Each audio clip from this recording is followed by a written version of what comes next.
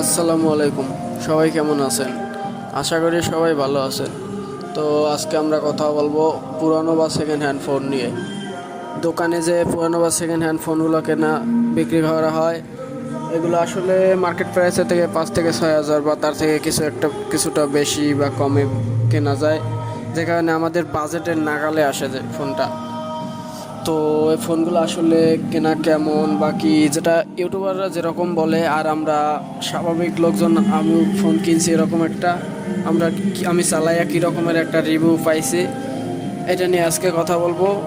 তো আসলে ওই ফোনগুলো আমি মনে করি যে 30 হাজারের উপরে হলে সেকেন্ড হ্যান্ড ফোন একবারে না কেনাই ভালো। কারণ আমার 100% একটা না একটা সমস্যা থাকবেই।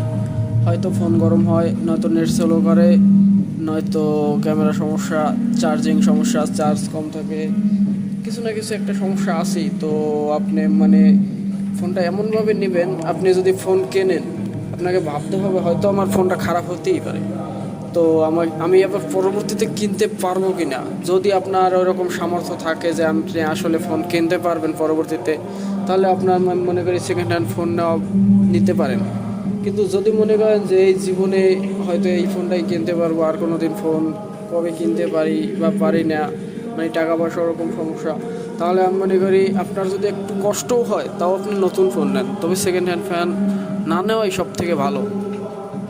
তবে আপনি সেকেন্ড হ্যান্ড যদি পরিচিত কেউ থাকে, পরিচিত ভাই বেরাদার থাকে, তাদের থেকে নিতে পারেন, এটা ভালো হবে। আপনি চাইলে পরবর্তীতে রিপ্লেস করতে পারবেন, করতে পারবেন।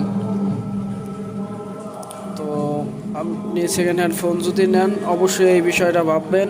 ভালো থাকবেন, আর এই চ্যানেলটা অবশ্যই সাবস্ক্রাইব করবেন। Thank you.